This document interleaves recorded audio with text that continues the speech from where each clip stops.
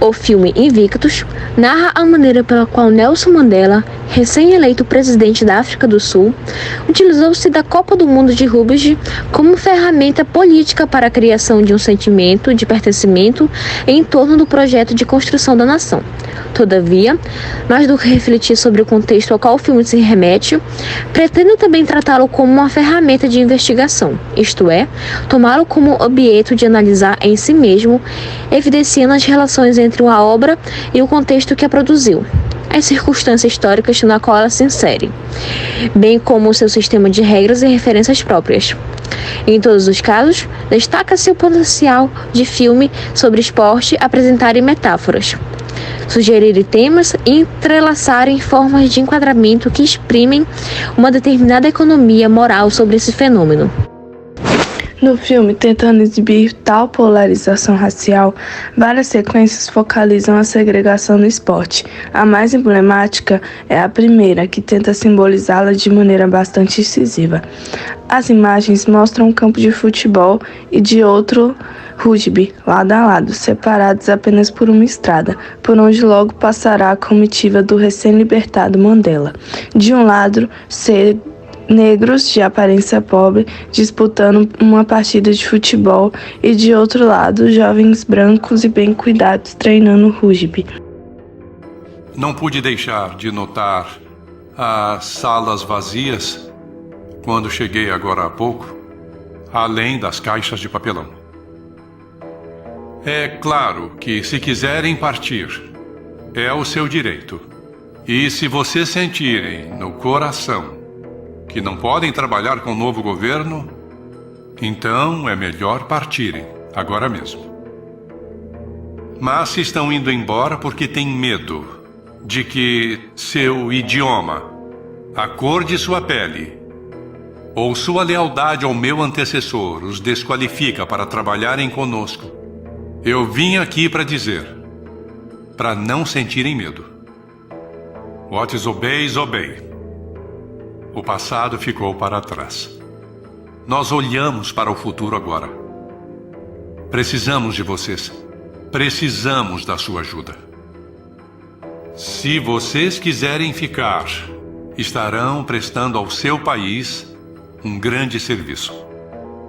Tudo o que eu peço é que façam o melhor trabalho que puderem. E de boa vontade, eu prometo fazer o mesmo. Se conseguirmos isso, nosso país será um belo exemplo para o mundo.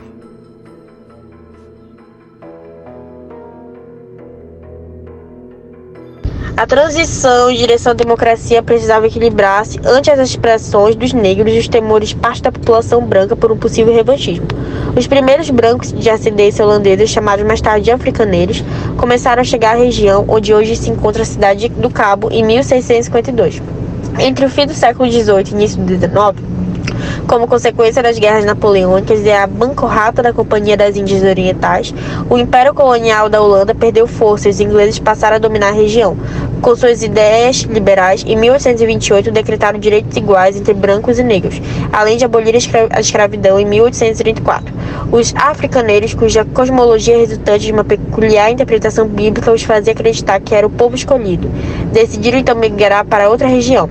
Alguns anos depois, sob o argumento de que a pulverização do poder em pequenos estados enfraquecia os governos locais da região, os ingleses sugeriram a criação de uma única unidade confederada, sem contar com o apoio dos africaneiros, deflagrando sua maior guerra no continente africano, envolvendo mais de 300 mil soldados. Fazê-lo traz consigo uma série de implicações sobre as possibilidades e limites do uso de filmes para a reflexão sobre o esporte. Mary Phillips, Mark O'Noelle e Gary Osmond já criticaram historiadores do esporte por tenderem a se concentrar na acusação de erros factuais quando trabalham com filmes. O que sustenta essa pretensão, de acordo com os autores, é a ideia de que a história escrita tradicional é não problemática e indiscutível. Segundo eles, nessa ocasião, o objetivo não deveria se reduzir à busca de distorções na representação de eventos ou identificação de ausência de evidências.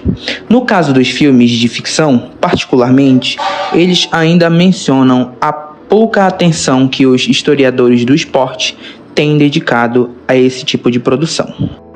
Interesses temáticos de Eastwood manifestam-se conscientemente ou não sua visão de mundo e posição política.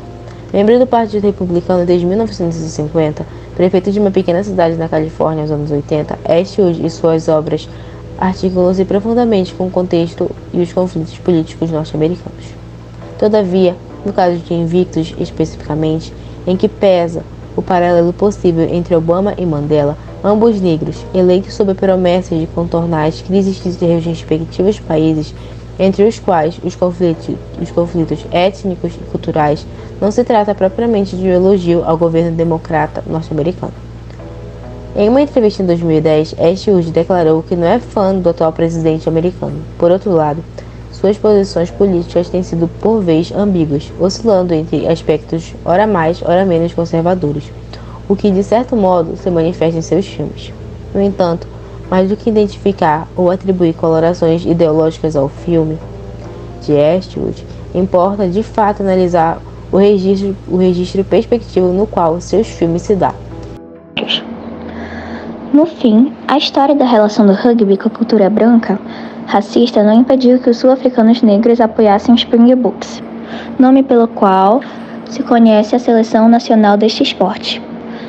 A Liga da Juventude do Congresso Nacional Africano, que mantinha uma postura mais hostil frente à pacífica política de apaziguamento do governo Mandela, chegou a divulgar notas de apoio ao time durante as competições.